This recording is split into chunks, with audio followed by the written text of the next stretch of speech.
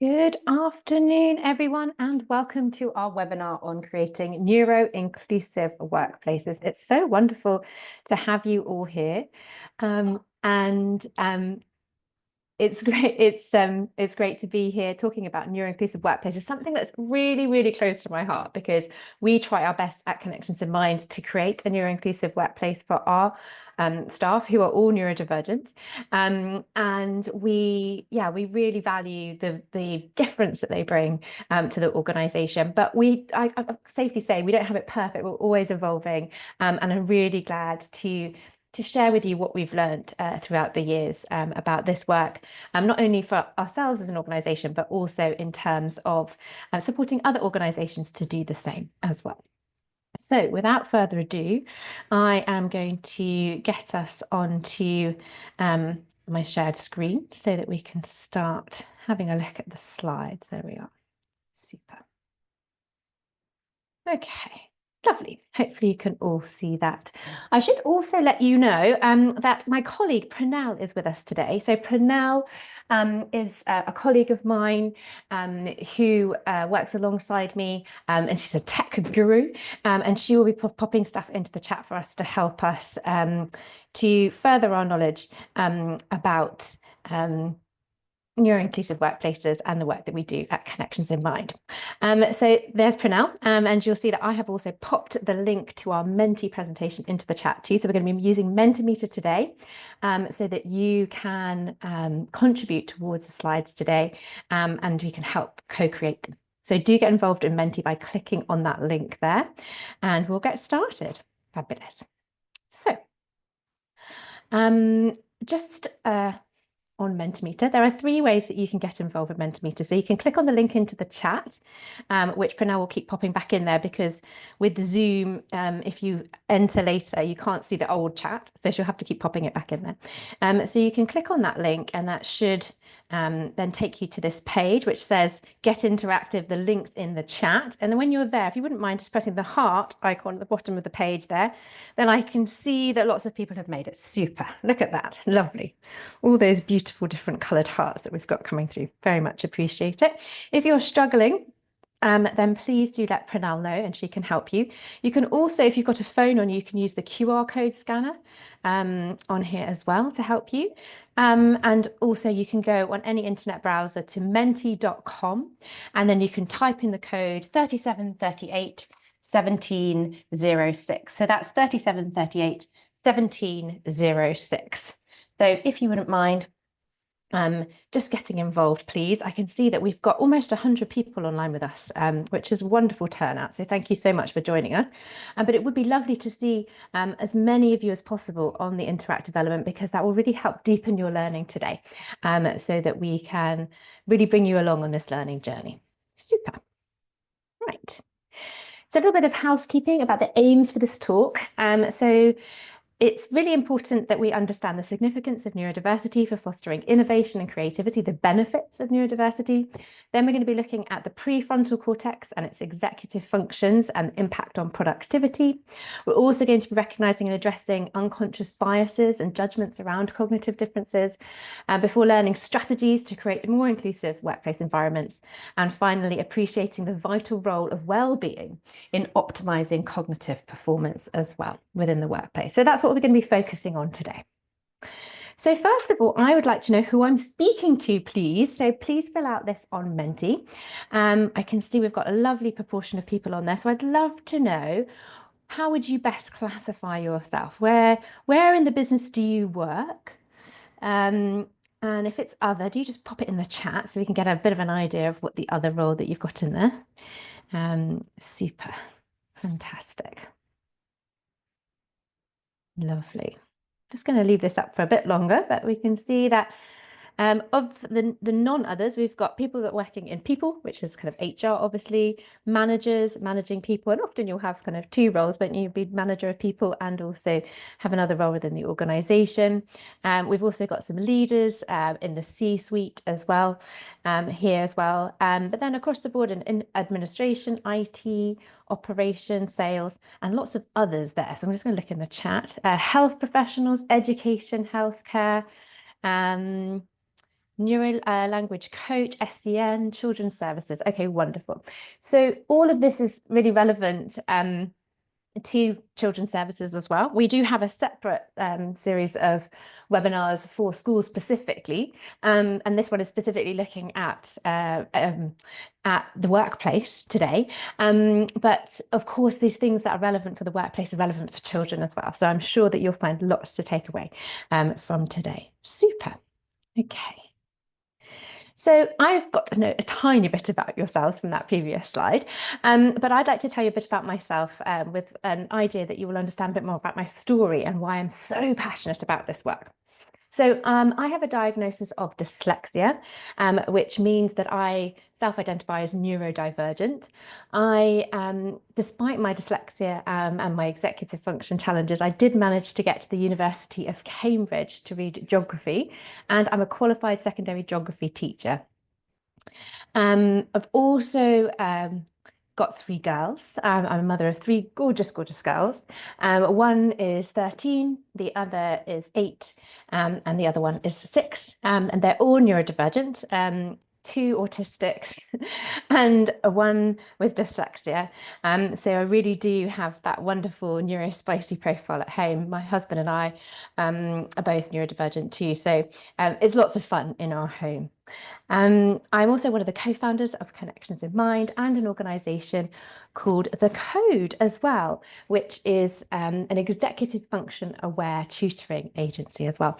And Robert, I can see that you've got your hand up there. Thank you so much for getting involved. Because we do have so many people online today, I'm afraid I can't just answer individual questions. So if you did want to write to me separately, victoria@connectionsinmind.co.uk, I'd be delighted to answer any questions afterwards, or stay online at the end and I'd be happy to answer anyone's questions then. Thanks, Robert. Take care. Super. Wonderful. So my next piece of my story, because I like to tell my story because I think it helps us to understand each other when we learn in stories, and that's how human beings traditionally have learned. So I was working alongside a young lady who got the highest ever score in the thinking skills assessment for Oxford University. And this was in my role as a geography teacher, and I was helping her actually in hospital to do her A-levels. And I was working alongside a psychiatrist who was also working with this young lady in terms of her mental health. And I said to the psychiatrist, I was like, how is it this young lady who got the highest ever score in the thinking skills assessment for Oxford University can really struggle with these basic things like keeping her belongings organized, with remembering work that she needs to complete, with remembering important dates, etc., etc. Why is it that she struggles with what we, in those days, I thought were kind of basic things? And the psychiatrist said, Victoria, you need to read this book, Smart But Scattered Teens. It's a really important book that can help us to understand what's going on for young people when they're struggling with their executive functions, which is what this young lady was struggling with. And so I read this book and I was just blown away by how this really represented what was going on for this young lady that I was helping, but also how it impacted me as an adult as well, and as I've been growing up as a dyslexic learner in the education system. So it was after reading this book that I did a very neurodivergent thing, because my neurodiversity exhibits itself in being not particularly risk averse, and so I tend to be quite impulsive. And I jumped on a plane over to America to go to a training that Peg Dawson, who's one of the authors of this book, was holding with PESI, which is a psychological training organisation. And I took her out for lunch after the training and I said, Peg, we need what you know about executive functions in the UK. And so that was the beginning of our story into Connections in Mind. That was back in 2015, so a whole 10 years ago. We've been through so much since then, including a pandemic, but it has been a wonderful journey helping people to understand about their brains so that they can be kinder to themselves and those around them. And so our organisation is set up on this understanding that if we can have a better understanding of how our brains and our brain states work, we can be kinder to ourselves and those around us. And that's a really important aspect of the work that we do. That's the foundational kind of mission, as it were, of the work that we do, that it's all about kindness, and kindness comes from empathy and from a knowledge about how people's brains work, and a lack of judgment when people are struggling or in distress. So we're going to get on now to talk about the importance of neurodiversity in the workplace. But this was really interesting. This came up during COVID, but I think has been replicated again, this study, but it still kind of stands that around 50% of managers, when asked by the Institute of Leadership and Management in the UK, about 50% of them said they would be uncomfortable hiring a neurodivergent individual, which I just think is huge. 50% of people disclosed that they would be uncomfortable hiring neurodivergent individuals. So I'd like to know on Mentimeter how that makes you feel. How does it make you feel that 50% of managers would feel uncomfortable hiring a neurodivergent individual?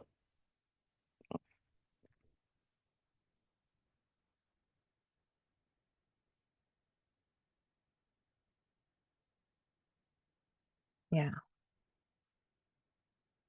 Hmm.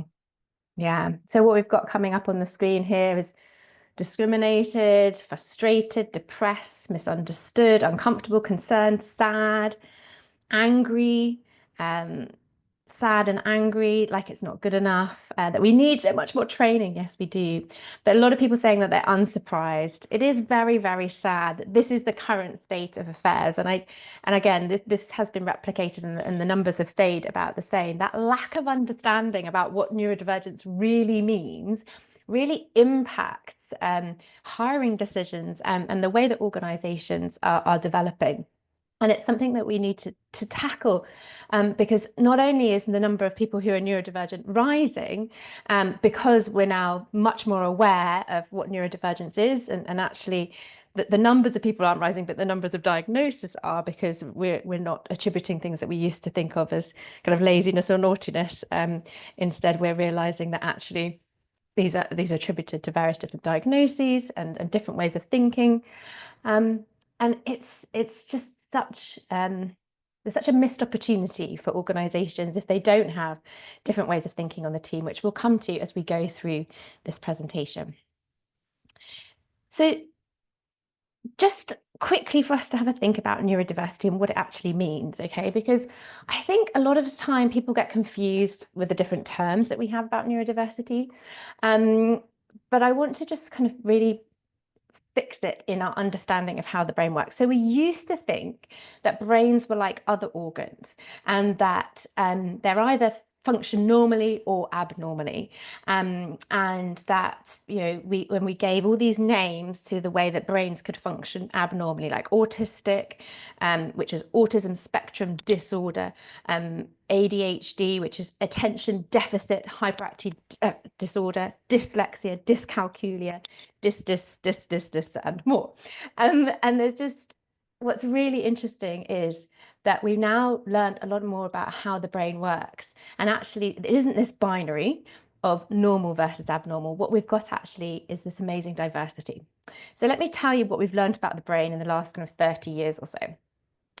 So we've actually learned that there are 100 billion neurons in our brains, that are all connected together in this web of connectivity. And that means there are literally trillions of ways that a human brain can be wired, literally trillions. Okay. Super.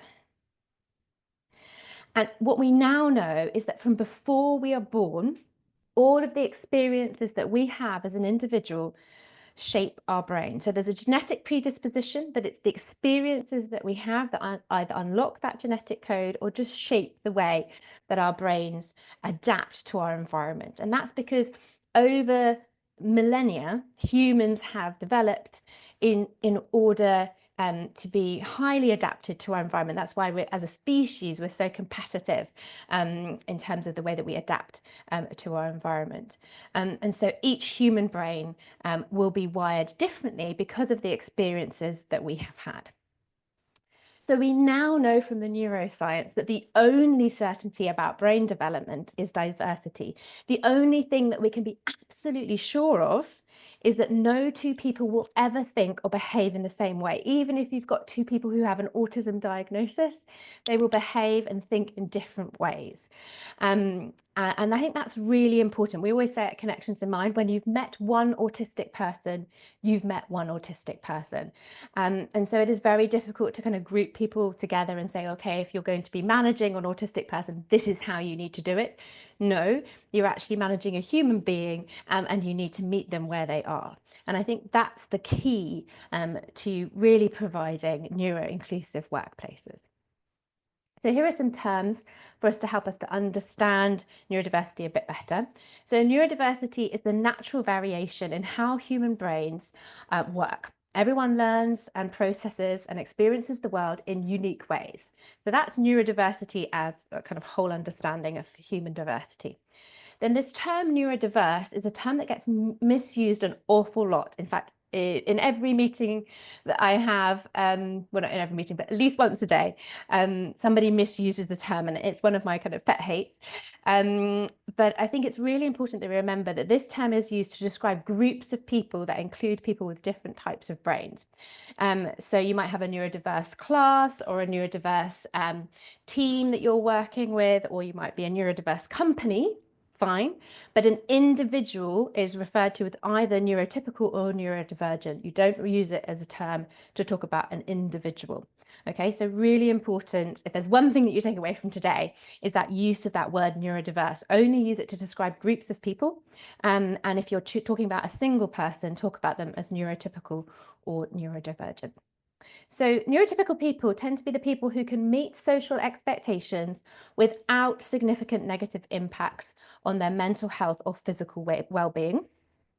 And neurodivergent people are those whose ways of thinking, learning, or interacting with the world differ from dominant norms, making it challenging or harmful to conform to traditional societal expectations. Okay, so that's really important. It takes the onus off the individual being broken and needing to be fixed, but recognizing their humanity, and actually what's causing the problem is society's expectations and not the individual themselves. What we need to do is to change the societal circumstances they find themselves in, the environment they find themselves in, and not for them to change to meet the expectations of the norm. And this is what we're going to be getting into today. So I would like to know, are you neurodivergent? So fill this out for me. Say whether you've got a diagnosis, waiting for a diagnosis, self-identify, but not pursuing a diagnosis, don't see yourself as neurodivergent, or would rather not say.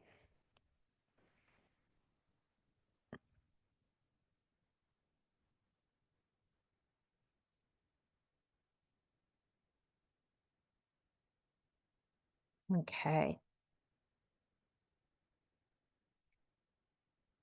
very, very interesting here. So we've got a lot of allies here. Thank you so much for joining us. And those allies I see as people who are here interested in learning about neurodiversity, but don't identify as neurodivergent themselves. Lots of people with a diagnosis, but also lots of people who are waiting for a diagnosis or are self-identifying and not pursuing a diagnosis. So really, really interesting across the board. We've got really great representation of all those different groups. Thank you.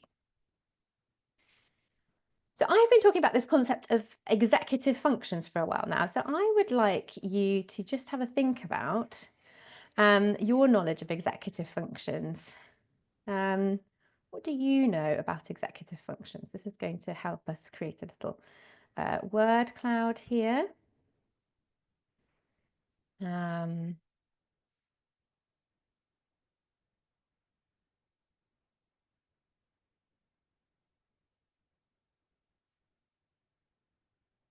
Okay, super. Fantastic. Great. So we can see from this, I always love this because it's like a live graph, window into your mind. So we've got a couple of people who've never heard of executive functions before, but the majority of people here are those who feel quite confident in their knowledge of executive functions, which is wonderful, and a few experts in the room, so that's wonderful. But a real spread across the board. So I'll make sure that I bring everyone along with us when we're talking about executive functions, so we can all really understand the way that we see executive functioning as an organisation at Connections in Mind. So executive functions are the cognitive processes associated with our prefrontal cortex. Okay, so that's the bit of our brain behind our forehead. And they're called executive functions because they're responsible for the effective and timely execution of tasks and regulation of emotions and behavior. So it's about getting things done, executing tasks, the part of our brain that helps us to get things done. And we now know much more about them than we used to because we have these amazing fMRI scanners that can scan the brain and look at what areas of the brain are being used when we're performing certain tasks. And we now know that the prefrontal cortex is very highly involved in these executive functions, and that actually we can from that we can deduce that it's less about character and more about how the brain actually functions, and as we'll go on to have a look at in a minute, that we can, when we have a kind of more skills-based approach to this and see it less as character, it's actually something that we can work on and develop rather than seeing it something as fixed. Oh, that's just me, that's how I am. So it's really useful to understand the neuroscience behind executive functioning and the associated skills. And every single human being on this planet has a different executive function fingerprint, and it changes all the time as well. So it's extremely complex, and I'm going to try and make it much more simple for you today so that I can help you to understand it and take back what you've learned to your organizations. Okay, so what does executive function mean for our daily lives? Well, it's these type of things: our ability to meet deadlines, to prioritize our work, to regulate our emotions, to inhibit our responses and stop ourselves from doing things we might instinctively want to do, to organize our belongings, so keeping things tidy, to organize our thoughts on paper, writing essays, emails, documents, etc., holding information in our heads, that's our working memory, keeping time, so that is punctuality and our use of time, and then finally thinking flexibly, our ability to shift and change our thinking depending on new information that comes to light. So this is what executive functioning is all about.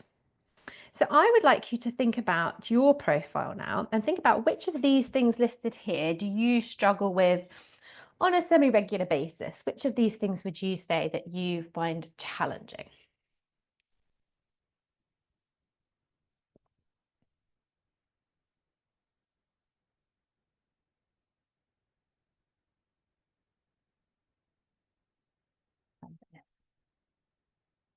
Okay. I always love it when we have big groups of people because I think it really just shows how diverse we all are and all the different areas that we might struggle with. And you can see across the board here in each of these 9 areas, there are a number of people who struggle with these things. But the top ones are coming out: prioritizing our work, holding information in our heads, that's our working memory, and regulating our emotions. But they're closely followed by all of these other ones here. And I think the main purpose of this slide is to show that in a group of just over 100 people that we've got online with us now, that we all struggle with our executive functions. It's a natural and normal part of being a human being. And I think that is so important to see. And it's not just me telling you this, you have co-created this slide. So this is you telling the people here on this presentation that this impacts you as well. Super. So now I want to think about the last time you struggled, the last time you find the things on the previous slide hard. What emotions did you feel? How did it make you feel emotionally? So this is going to create a word cloud for us that will help us to understand the kind of emotional responses to this. Ooh, that was a big one that just came in there. Okay, so you can see this is a word cloud. So if you see a word that you particularly like, that will make it, and you type that in, that will make it bigger. So what have we got? About halfway there. We can see we've got shame, frustration, anxiety, embarrassed, frustrated, flustered, guilty, angry, sad, trapped, broken, depressed. Oh, I always struggle reading these out because they are just such powerful emotions, aren't they? When our prefrontal cortex isn't working optimally, we feel these really painful emotions. And the reason I say painful is because they light up the same part of our brain, an fMRI scanner, as when we feel physical pain. And as humans, we will do anything we can to avoid feeling that physical pain, or that emotional pain for that matter. And so it's really, really interesting to see these really strong emotions. Now, what's coming out top, if you look at frustration and frustrated, you can see that's coming out as the top one. This always happens in these word clouds. Whenever I do it, and we've done it with thousands and thousands of people now, frustration and frustrated comes out top. And when you dig a bit more into what is the emotion of frustration, where does that come from? As I have done, you'll learn that frustration is the secondary emotion. It's a secondary emotion, and often the primary emotion that we feel, the emotion that's behind of it, is shame. That we feel ashamed of ourselves and then frustrated that we have let ourselves down, or whatever it is. And so what's really, really interesting is that in a group of just over 100 people that we were talking to today, that so many of you feel this sense of a shame and frustration, but anyway, just all of these painful emotions around struggling with your executive functions. So I want to know, like, generally, how open are you to talking about these challenges? So this one would be for you at work, if you're talking about work, but it might be if you're a student at school. But how open are you about talking about finding these things hard? Super.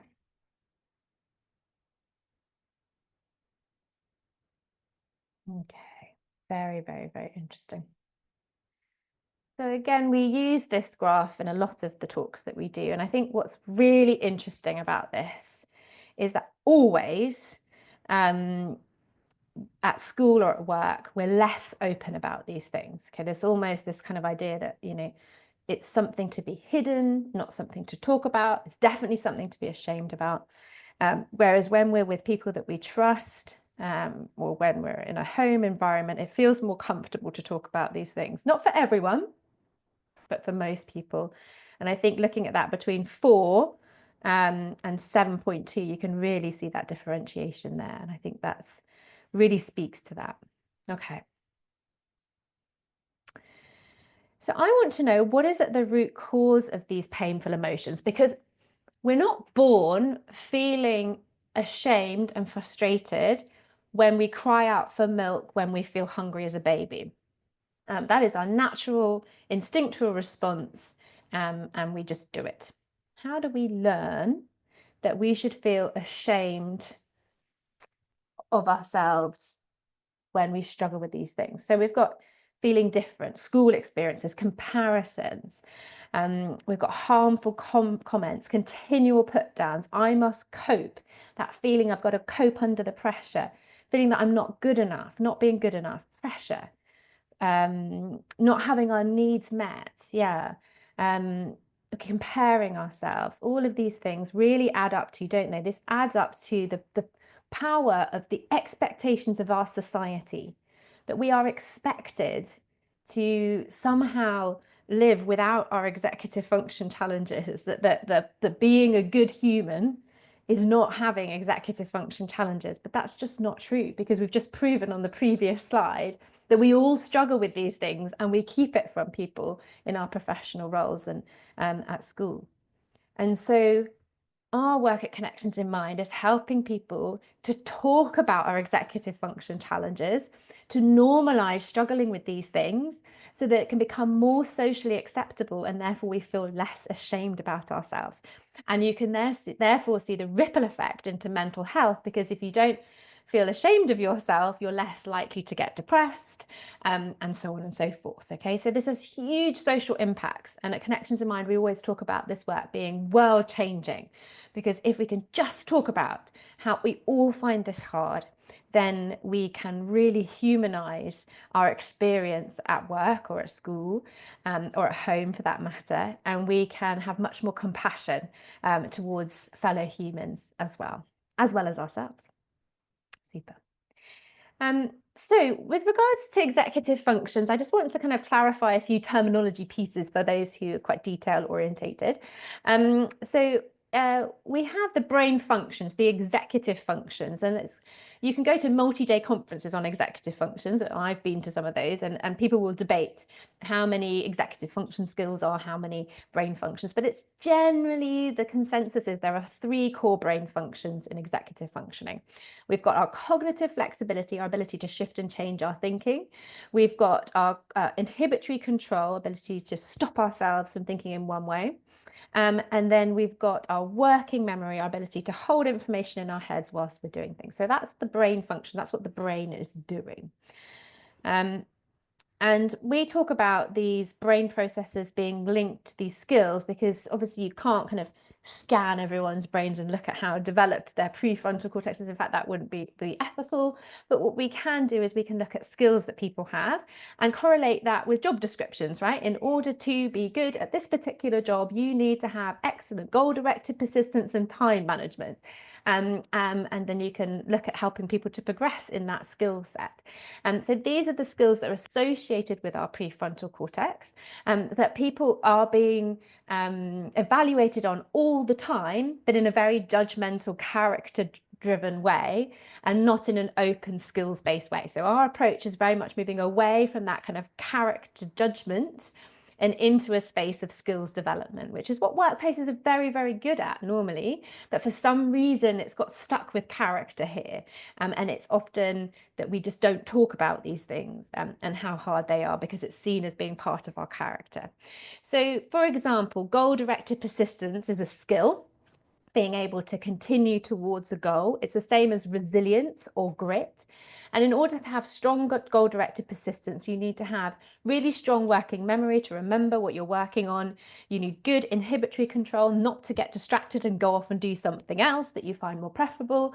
And then you need good cognitive flexibility as well to shift and change your thinking when inevitable obstacles arise in the process of reaching that goal. So you need those brain functions in order to have that skill. Task initiation, that's another one that a lot of people report to us in the workplace they struggle with. So that's the opposite of procrastination. So in order to task initiate, you need working memory to remember what you're working on.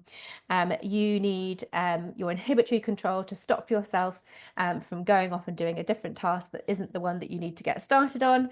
And then you need your cognitive flexibility to shift from browsing on Instagram onto getting that report done that you need to do for work that you weren't that keen on doing. And so that is task initiation and the requirement there. Now you'll see, I think Pranal might have put a handout into the chat. You'll see all the definitions of the executive functions in there. So please do download that. Just click on the link in the chat and you'll get the handout with all of the definitions in there. So going through executive function skills at work, as you've probably deduced, we need them to not lose our rag in meetings and become very defensive or argue with our colleagues. We need them to concentrate on what we need to do and get down to the work that we need to do. We need them to collaborate and plan to overcome difficulties and strategize. We need them to manage our time and be punctual to meetings and meet deadlines. And we need them to make presentations and speak in front of other people. Just all the things that we do at work require strong executive functioning. But as we have already proven, everyone has different strengths and challenges in executive functions, and they can really benefit from building their executive function skills. So a lot of people kind of ask me about, when we see these kinds of behaviors at the top of this iceberg, what's kind of going on behind that and what's the kind of root cause of that? So you might see these things if you're a manager. You might see people who have emotional outbursts at work, who pull all-nighters to get things done before a deadline, that go off in tangents in a meeting. Maybe they miss deadlines and are constantly putting out other colleagues because their piece of work hasn't been done in time for a deadline. maybe they're chatty and distracted, maybe they talk over people in meetings, maybe they just forget things like action points they'd agreed to very easily. Or maybe they're really quiet and compliant at work, but just report feeling undervalued. So if you see any of these things, I challenge you to get curious about the executive function challenges that are causing these things. Okay, so not seeing it as a character flaw, that this is a bad person and they need to just get with the program, but actually that this is a skills deficit, and in organizations we're all about building people's skills and helping them to be the best that they can be. So how can we have a chat about, we've noticed that, you know, this is a challenge for you and we want to support you to develop this skill because it's going to help your career development in a much more positive way. So underneath, if you're seeing all these type of behaviors, as we've shown from our word cloud earlier, there'll be lots of feelings of shame and guilt and frustration that these colleagues will be feeling about this. So we need to be very compassionate about our approach to these executive function challenges. Remember that it's a very emotional place. But the causes of these things, the reason why some people might struggle with these things more than others, there's two main causes. The first is genetic predisposition. So these things tend to run in families. But the second is psychological trauma as well. So if you're employing someone who has a history of trauma, that will impact their prefrontal cortex and their ability to use their executive functions. Doesn't mean they can't do a job, but they might need more support in order to be able to progress in their career. And also, if they've experienced kind of more short-term trauma more recently, like a bereavement, then you'll notice that they struggle with their executive functioning then too. So really important to remember that it's not just about, you know, somebody's genes. Actually, trauma can impact the functioning of the prefrontal cortex as well. So here are some case studies of some employees. So we've got here George, who has ADHD and inhibitory control and sustained attention challenges. George is really chatty and likes to stride around the room on calls, and they doodle in meetings to help them concentrate. George uses social media a lot at work, but completes his work to a really high standard. But because of all these other things like being chatty and doodling and using social media, the manager feels he's not committed to his work. And therefore he's passed over from promotion because the things that he's doing to help him to regulate at work are actually being misconstrued as him not being committed to his work. We've got Emily. Emily doesn't have a formal diagnosis, but she struggles with metacognition, flexibility, and working memory. And she often makes out-of-place comments and struggles to make friends. She sits alone at lunch times, but her work is always completed to a high standards. She sometimes struggles with the dress code, if there is a dress code, and seems distant and reserved at work. But she also gets passed over for promotion because she just doesn't seem to fit in to the company kind of culture, as it were. Then we have Kevin. Kevin doesn't have a formal diagnosis, but he struggles with sustained attention, time management, and task initiation challenges. He is charming and charismatic as a team member, but he's chronically late, always disheveled, always has an excuse, and performs well, but could do better. Now, he is given a promotion, but his new manager is a stickler for punctuality. And he gets to this stage where he's just like, who am I? Am I this likable guy that everyone seems to really enjoy working with, or am I this guy that's constantly getting in trouble with my manager just because I'm late? I'm getting the work done, and he just doesn't see the importance of that punctuality piece. Then we've got Sarah here. So Sarah has ASD diagnosis, autism spectrum disorder, hate that word. She's autistic, and she has flexibility and metacognition challenges. Her manager mentions to Sarah is late with a deadline, and she feels it's really unfair because the expectations change during the project, and she doesn't feel like she's had the time to really get into the detail that she needed to do to finish that project. Sarah mutters something under her breath, it's so unfair, or I was really trying my hardest, and the manager questions Sarah's behaviour, and then Sarah loses control of her behaviour and says something out of turn, and then that manager reports that behaviour to the superiors at that point, all because Sarah's challenges with her flexibility and her metacognition weren't met with that compassion, and it wasn't understood by the manager that, of course, if expectations change, that would be challenging for Sarah at that point. And so when a manager has this compassionate understanding, then you can move through these things without it escalating. And that's really important. Okay. So people often ask me, like, what is the link between executive functions and neurodivergent traits? Now, as I mentioned earlier, no two neurodivergent people will ever think and behave in the same way. So I always kind of veer away from talking too much about kind of putting people in boxes.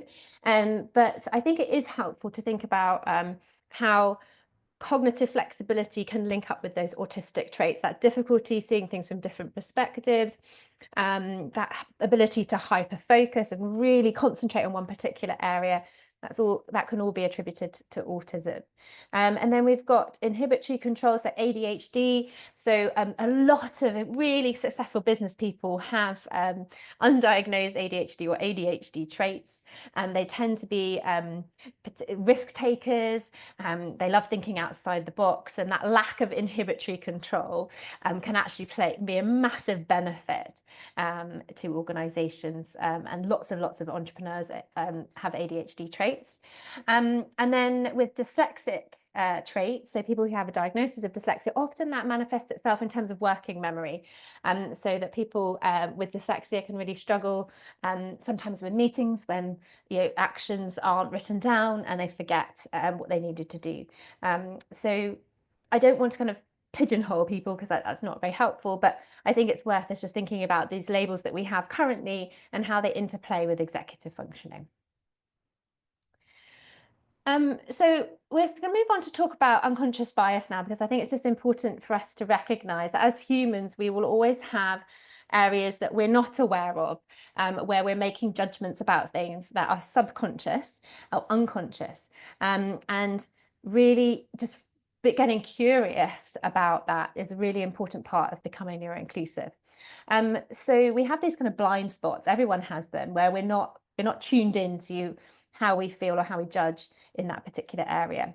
An unconscious bias is a prejudice or unsupported judgment in favour of against one thing, person, or group as compared with another in a way that is usually considered to be unfair. Okay, so when we're talking about unconscious bias, it's this bias that is just inherent in the way that we have been brought up. And it tends to come from society's beliefs, core beliefs about things.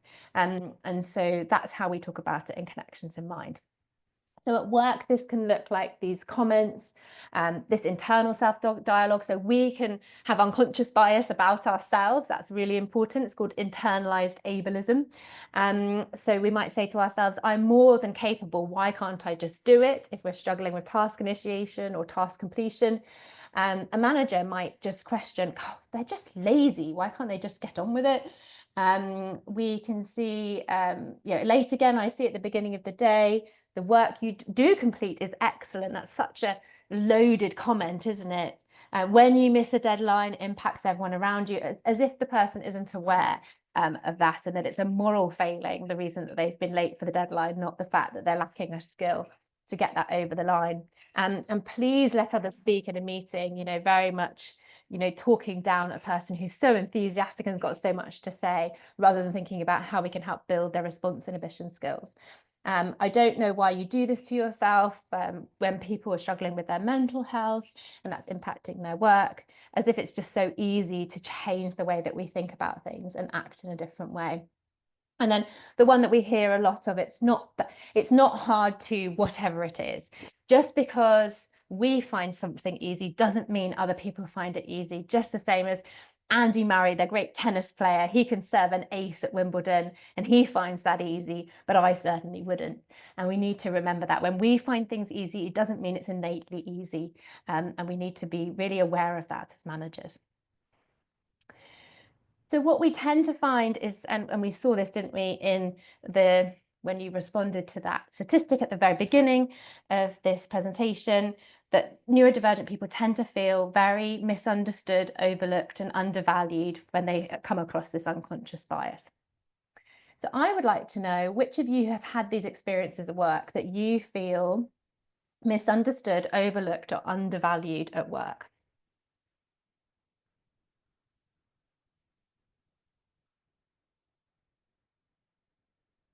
Yeah. Very, very interesting. So we've had 20 odd people filling it out, and it seems that everyone has felt some of these things at work. And what's difficult is that actually when we feel these things, that's going to be impacting the ability of our prefrontal cortex to do its work as well. So really interesting to bear that in mind. Okay, so talking about that, I'm just going to run through two core areas of the brain that are really important for understanding executive functioning. Now, the brain is very complex. I'm not kind of brushing over that, but I do want to talk to these two particular areas. So we've got our prefrontal cortex, where our executive functions are found, our air traffic control center, where we think before we act. Then we have our amygdala, which is like our threat detector.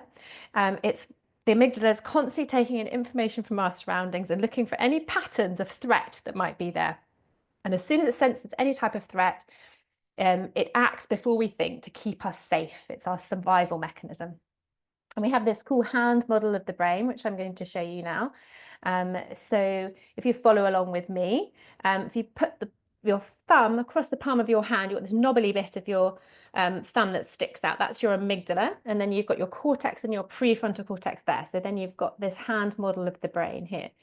Now, what happens is when our amygdala senses any type of threat, our prefrontal cortex disconnects from the rest of our brain, and our amygdala is prioritizing our survival through those kind of fight, flight, freeze, fawn responses. And then when we become regulated again, our prefrontal cortex can come back online. Now, it takes literally milliseconds for this to happen because it's all about survival. And the quicker we can do that, the more likely we are to survive. And it takes, on average, about 20 minutes for that lid to come back online when we feel safe again. But we have to feel safe in order for that to happen. And so it's really important as managers that we remember that psychological safety is so important to the optimal prefrontal cortex functioning. So if the people that we work with are feeling these types of feelings about being in work, they will not be able to use their prefrontal cortex optimally. And so creating an environment where they feel valued and understood is so, so important. I'm just going to skip over a couple of these slides because in the interest of time. But if you want to learn more about trauma and executive functioning, do head over to the Harvard Center on the Developing Child. That's a really important part. So at Connections in Mind, we have done kind of a scan of the research, and we have discovered that all of these factors impact executive functioning. So of course, safety, because you've got to get the prefrontal cortex online, the amygdala needs to feel safe. Exercise is important. Connection, that's that feeling of love and belonging. Fun, so play. When we're at play, we feel safe, and therefore our prefrontal cortex is online. When we're happy, we feel safe, and therefore our prefrontal cortex comes online. When we're calm and we're doing yoga or mindfulness or just being present in the present moment, our prefrontal cortex comes online. When we've slept well, our prefrontal cortex is online. And when we've eaten well, then our prefrontal cortex comes online. Because you can imagine if the amygdala senses that we haven't eaten regularly, it's going to be diverting energy into finding food, not into the prefrontal cortex. So it's going to become dysregulated at that point. So really important to remember that these kind of well-being factors impact executive functioning too. So I just want to focus on connection and belonging now, because I think this is the fundamental one that I think we've all instinctively kind of known since COVID, that we need to connect with other humans. And the research out there, especially in the neuroscience, about how our brains are wired for connection is huge. But I want to talk about why it's so important for personal development. So we have this neuroception, which is this subconscious process by which the nervous system is evaluating cues from the environment for safety, danger, or social engagement. So the amygdala is constantly cueing and assessing that. And belonging is really important because when we feel like we belong, then we feel safe, and that we don't need to be on high alert. So it's really, really important for that we have this sense of belonging. But what is belonging? What does that actually mean? So belonging is this concept which is kind of builds on equality and inclusion. So equality is being invited to the party. Inclusion is being asked to dance, but belonging is that feeling of dancing like nobody's watching, that feeling of being able to be your whole self and not feeling judged, to not being subject of that unconscious bias, okay? So that's what we're going for. That's the kind of environment, the kind of culture that we need to create in our organizations in order for them to be neuro-inclusive. It's also really important to remember that the opposite of belonging is fitting in. So if a person is expected to change themselves in order to belong in an organization, that's not belonging, that's fitting in, okay? And I think it's really, really important to remember that when we expect people to change the way that they are, their authentic selves in order to be part of our organization, we are not making space for them as the wonderful, unique human that they are. And we need to do that. That's essential for their personal development and the development of our organization. So what we have is in environments where they're not neuro-inclusive is a lot of this feelings of shame and frustration that we talked about earlier, feelings that I'm lazy, that I'm not organized enough, what's wrong with me, and this idea that I don't belong here, okay? And what happens in organizations quite often is that people show this kind of unexpected behavior, they get judged, then they feel unwanted, alone, and misunderstood, the one things that we talked about earlier. Then they feel more dysregulated, then there's more unexpected behavior because they flip their lid and they're dysregulated, and then there's more judgment, and it goes on and on and on. So we get this vicious spiral when people aren't fully accepted for who they are, which means that can lead to burnout. So we get this poor self-talk, this poor self-image, poor performance, poor self-talk, poor self-image, poor performance, and so on. It goes down and down and down until someone's taking sick leave because they just can't function anymore in the environment. So what we try and do at Connections in Mind is shift that narrative, that internal narrative, and help people to have a more positive internal narrative. But in order to do that, they need to be supported by their environment. Okay, they can't be experiencing judgment. They need to be experiencing compassion instead. So we want them to help them to feel I'm working on my skills. I feel understood and supported. I am enough just as I am, and my team understands me. Okay, it's really important that we get this change of internal dialogue. That's really, really important. It's also really important to think about psychological safety, but there's been a really interesting development recently that I really love. And I think there's a difference between psychological safety and psychological agency. And I'm not going to go through and read all of this, but essentially psychological safety is this idea of like an environment being created for us, and that we have no agency in that we're not part of forming that. Whereas actually psychological agency recognizes the agency of the individual in creating that psychological safety too.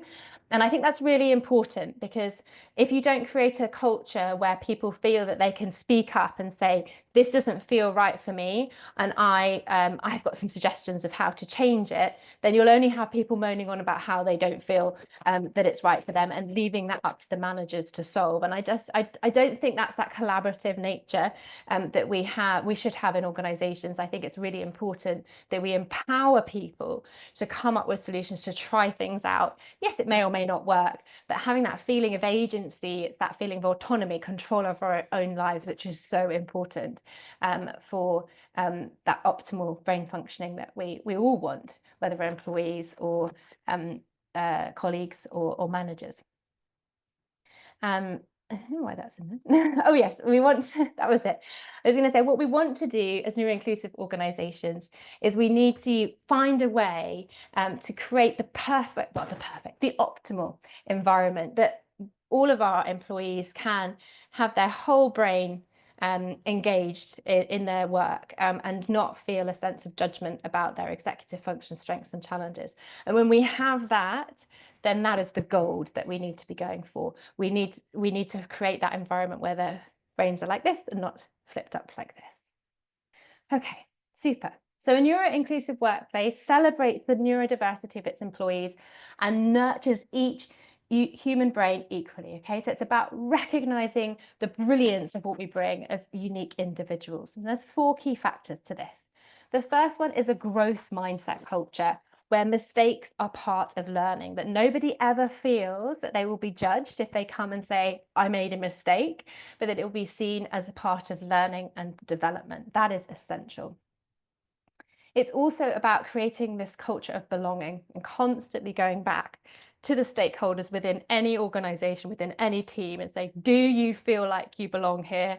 And if not, what can we do to help you to feel like you belong more? Or what can we change about ourselves in order to help you feel like you belong more? So that constant reflection, that constant universal design practice is important.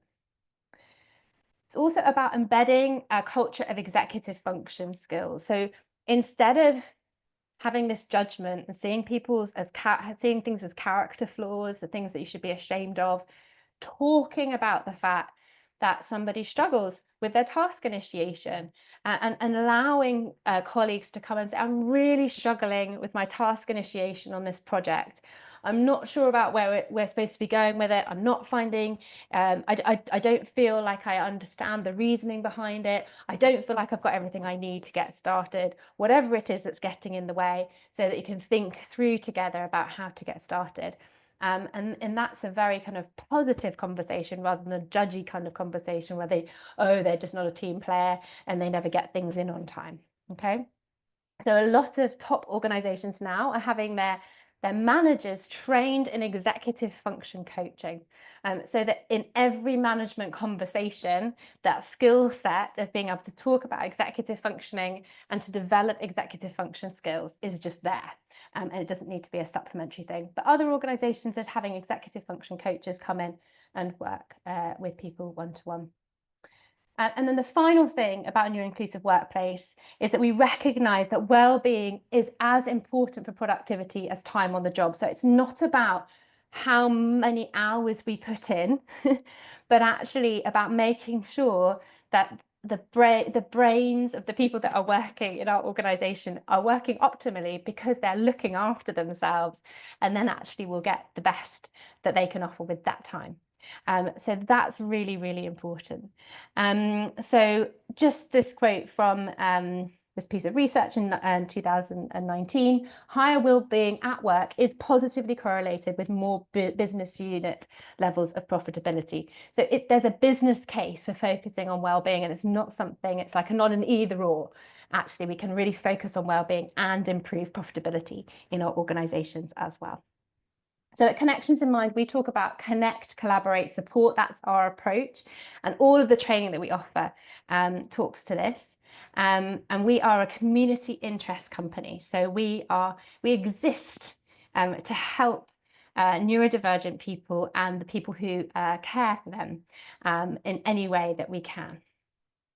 Here are some of our services that you might be interested in. Thank you very much for joining us. If you do have to get off, I'm just going to pop a poll up now in a second. So I'm just going to launch that poll while I'm talking about this. Where has it gone? There we go. Here we are. So if you're interested in any of these services that I'm talking about, please do just fill out the poll as I'm talking about them. So we have our executive function coach training. So you can learn as a manager how to be an executive function coach. We've got a current course running and our next one starts in September. Then we have neurodiversity training and talk. So I can come in and I can speak in your organization and talk about neurodiversity, and I can just talk about productivity as well. It doesn't have to be necessarily about neurodiversity, but talking about executive functioning and helping people to start using this language. Then we also have support worker training as well. So if you have assistants that are supporting neurodivergent individuals, because often people in kind of C-level positions tend to be neurodivergent, whether they have a diagnosis or not. Often they need training in how to support these incredible thinkers who move a billion gazillion miles an hour and can be difficult to keep up with. We offer training for that as well. And we also supply support workers or PAs to work alongside neurodivergent people too. So that's what support workers are. Super. And just to say, we have 4 levels of accreditation here as well. So the executive function coach training, you have our level 1, which is our entry level. You learn how to be an executive function coach. And then you have level 2, which is a certificate of competence. Level 3, an advanced practitioner. And level 4 is a master practitioner. And when you're a level 4 practitioner, you can then train other people within your organization. So a lot of organizations going down that route. Super. Also, just to say that we are on all of these lovely social medias. So we have a Mighty Networks, but the main places you can find us are on Instagram and LinkedIn, as well as Facebook as well. I am very active on LinkedIn, especially in kind of reform and education reform and business reform spaces. So please do follow me along on there. I think we are just about out of time. So thank you so much for joining me today. It has been such a pleasure to take you through what we know about creating neuro-inclusive cultures. I will stay online for the next 5 minutes or so. So if you do have any questions, please do pop them into the chat and I'll be delighted to answer. And if you'd like to email me directly, I'm going to put my email address here in the chat. So you can ask me any questions or ask me for a quotation to come into your workplace and do a similar talk there. Okay, super. Any questions? Thank you. Thank you for all that lovely feedback. I do appreciate it.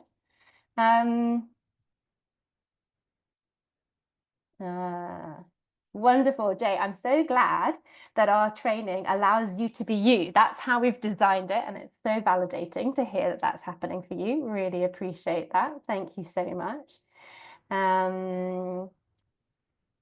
Does our training have a fee? Yes, of course. We are CIC, a non-profit organisation, but we do have to cover our costs. Prunell and I do need to earn a living. So yes, there is a fee for our training. But we do run every month, apart from over the summer months, July and August, we do run a free introduction to executive functions. Or actually, we've changed the name of it, haven't we? It's now called Our Brains Explained, which is a very similar webinar to this one, but more kind of just general about executive functions. So you can just point people in that direction if people want to get free training. Super. Yes, where can you get a link to Our Brains Explained? Prunell, can you pop that into the chat and we'll make sure that goes in the follow-up email as well.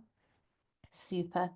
Layla, I'd really appreciate more help for managers to understand about the impacts of menopause. Yes, I didn't get a chance to get to that today. Huge, absolutely huge. So there's so much research about the impact of estrogen levels on executive functioning, specifically on working memory, but on other executive functioning too.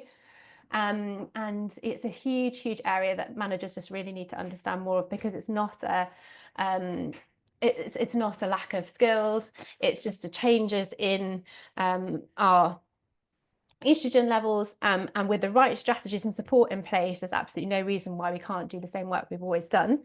But it can bring up some challenges. So that, again, that compassion and that curiosity is so, so important. Thank you. Claire, thank you. I was glad that you feel really understood and supported. I'm really, really glad. Yes, and yes, we will do another one on menopause. I think we have done one in the past. I think it may be up on Brain Hub. I'll look into it, but we should definitely do another one on menopause coming up. So wonderful. I will make sure we get that into our brainstorming hat, because we're planning next year, actually, next academic year right now. You'd be interested to talk. Yes, yes, exactly. The menopause and PMS as well, PMDD. Of course, we know that is linked to the estrogen as well, and really, really important that people understand that and they're more empathetic and supportive. Everyone can benefit from that. Wonderful. Thank you, Susie. Thank you, everyone. It's been so wonderful to be here with you today. Thank you for your attention, and please do reach out if you need any support. Take care, everyone. Bye now.